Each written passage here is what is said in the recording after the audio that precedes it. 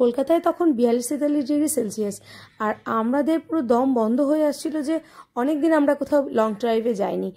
তাই জন্য আমরা হঠাৎ করে মাঝরাতে ডিসিশন নিলাম আর পিঙ্কিকে বললাম আমরা কিন্তু কালকে যাচ্ছি। মানে আমি নিজেও বুঝতে পারিনি রাত 1টার সময় যে আমরা সিরিয়াসলি সকালে যাচ্ছি। সেরম মতোই কাজ। ভোর 4টের সময় ঘুম থেকে উঠে একদমই খুব শর্টে নিজেদের মতো জামা কাপড় গুছিয়ে নিয়ে আমরা 5:30 নাগাদ আমরা বেরিয়েছিলাম হাওড়া থেকে।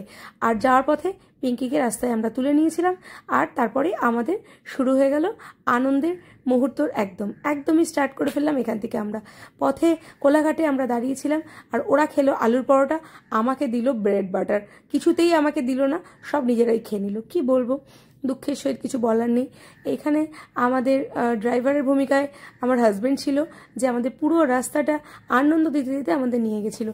বেশ খানিকটা যাওয়ার পর আমরা একটু টি ব্রেক নিয়েছিলাম, কিন্তু সেখানে এতটাই বাজে চা যে পুরো দাঁড়ানোর বা আগের যে আমরা ব্রেকফাস্টটা করেছিলাম সবটাই আমাদের নষ্ট হয়ে গেল। তো আর কি করা যাবে, সে সমস্ত কথা না ভেবে আমরা এগিয়ে গেলাম আমাদের উদ্দেশ্যে। আমাদের ইচ্ছা ছিল আমরা যাব নিউ দীঘা বা ওল্ড দীঘা, কিন্তু মাঝপথে আমাদের ডিসিশন চেঞ্জ হয়ে গেল। আমরা চললাম আমাদের মন্দারমণিতে একটু নিরিবিলি জায়গায় সময় কাটাবার জন্য। যাওয়ার পথে আমরা কিছু রিসর্ট দেখেছিলাম, যে রিসর্টগুলো আমাদের পছন্দ হয়নি, কিন্তু তারপরে একটা সুন্দর রিসর্ট দেখলাম, যেটা ছিল এই রিসর্টটা, যেটা আমাদের সব থেকে পছন্দ হয়েছিল।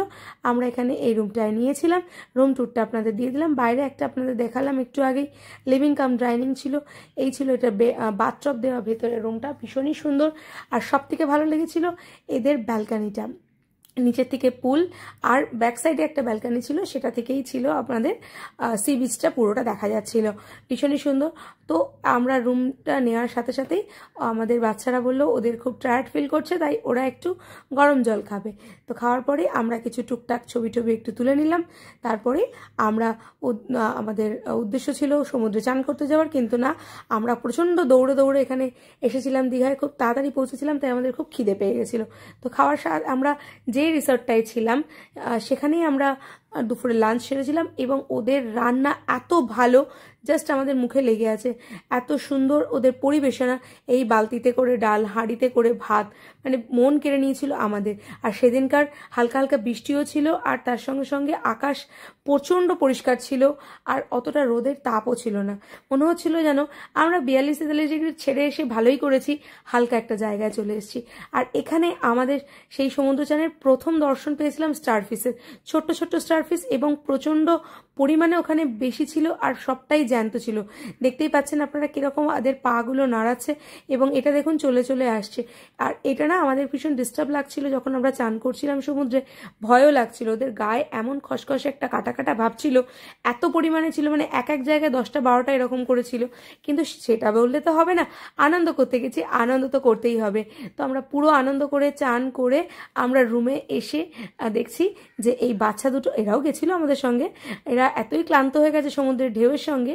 এসেই ওরা রুমে আমাদের ছিল এই লিকারের সমস্ত সরঞ্জাম উইথ ইলেকট্রিক কেটলি, সেখানে ওরা লিকার চা বানিয়ে খাচ্ছে। আর তারপরে আমাদের ব্যাক সাইডে যে ব্যালকানিটা ছিল, সেই ব্যালকানির ভিউ ছিল এই রকম সুন্দর। রুম থেকেই আমাদের সমুদ্র সৈকতটা পুরোটাই দেখা যাচ্ছিল। আমি আপনাদের রিকমেন্ড করব অবশ্যই এরকম একটা সুন্দর রিসর্টে যান, যেখানে বাচ্চারা নিজেদের আনন্দ করতে পারবে, তাছাড়াও আপনারা কিছুটা সময় নীরব কাটাতে পারবেন একে অপরের সাথে। খুবই সুন্দর ছিল। তো সি বিচে আমরা যখন চান করতে গেছিলাম, সেখানে কিছু ফটো মিস করে গেছিলাম শেয়ার করতে, তাই সেই ছবি কিছু শেয়ার করে দিচ্ছি। এবার ওখানে সমুদ্রে চান করে আমরা ঠিক আনন্দ পাইনি, বিকজ আমাদের স্টারফিশ খুব ডিস্টার্ব করছিল। তাই তারপরে আমরা আমাদের এই রিসর্টের পুলে আমরা নেমে পড়েছিলাম, এবং এখানে আমরা বিকেল 5টা পর্যন্ত এই জলে ছিলাম। তারপরে কিছুক্ষণ ওপরে গিয়ে ফ্রেশ হতেই দেখছি সন্ধে হয়ে গেছে। আর সেদিন ছিল পূর্ণিমার রাত, আর এত সুন্দর সূর্য, চাঁদ, বলে ফেলছি, প্রচণ্ড এক্সাইটেড আমি শেয়ার করার জন্য। যাই হোক, এই ছিল রাতের ডিনার। হয়ে গেল, একটা দিন কেটে গেল। দেন আমাদের সেকেন্ড ডে স্টার্ট হলো। রাত্রিবেলা আমাদের ওই রুমে না একটু প্রবলেম হয়েছিল, তাই আমরা একটা ফ্যামিলি রুম চেঞ্জ করেছিলাম, এই রুমটায় চলে এসেছিলাম যেটা ব্যাক সাইডে ছিল। তাই এই ব্যাক সাইডের ভিউটা অসাধারণ ছিল, সেই ভিউটা যে ভিউটা আপনাদের আমি প্রথমে শেয়ার করেছিলাম। আর এরপরেই আমরা ফ্রেশ হয়ে সাইট সিনে ঘুরতে গেছিলাম মোহনাতে। আর মোহনার ভিউটা এত অপূর্ব, মনে হচ্ছিল যেন ব্রিজের ওপরে আমরা ছিলাম, সেখান থেকে বিচে ঝাঁপ মারি, এতটাই সুন্দর লাগছিল। আর দীঘা গেট সম্বন্ধে তো আলাদা করে কিছু বলার নেই, সবারই ভালোবাসার একটা জায়গা। আর সেখানে গিয়ে এই সুন্দর আই লাভ দীঘার গেঞ্জিগুলো আমরা কিনে নিয়েছিলাম, আমরা সবাই মিলে এনজয় করার জন্য সেমভাবে। তারপরে আমরা মোহনায় গেছিলাম। দীঘার মোহনা আমার ভীষণ ভালো লেগেছে, বাসতে ইচ্ছা করেছে, জায়গাটাকে আমার আসতেই ইচ্ছা করছিল না, এত সুন্দর এই মোহনাটা রয়েছে। দীঘার সমুদ্র তো আমরা গেছি, কিন্তু সেখানে এত বোল্ডার, এত একটা দূরত্ব সৃষ্টি করে, কিন্তু এই মোহনাটা মনে হচ্ছে যেন আমাদেরকে কাছে টেনে নিচ্ছে। যাওয়ার পথে আমরা তেজপুর শঙ্করপুরের ওপর দিয়ে গেছিলাম, আর সেখানে আমরা কিছু ফটো ক্লিক করেছিলাম, আর খুব ভালো লেগেছিল। আর সেদিনকে পরের দিন সকালবেলা না সূর্যের তাপটা একটু বেশিই ছিল, তাই আমরা বেশিক্ষণ রাস্তায় থাকতে পারিনি। মনে হচ্ছিল যেন খুব তাড়াতাড়ি আমরা আবার ঘুরে যদি রুমে ব্যাক করতে পারি বা সুইমিং পুলে, তাহলে খুব ভালো হতো।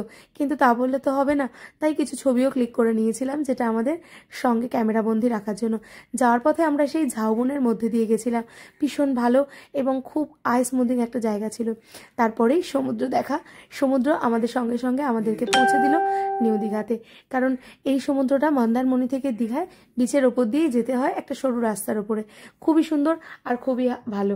আপনারা হয়তো ভাবছেন যে সমুদ্র দেখাচ্ছে এ আবার কি, কিন্তু সেটা নয়। কথা হচ্ছে যখন আমরা ফেসবুকে স্ক্রোল করতে করতে হঠাৎ করে দীঘার কিছু ছবি বা কিছু আপডেট এসে যায়, মনটা একদম চলে যায় না সেই দীঘার পাড়ে, মনে হয় যেন এখানে বসেই আমরা দীঘার সমুদ্রকে ফিল করছি।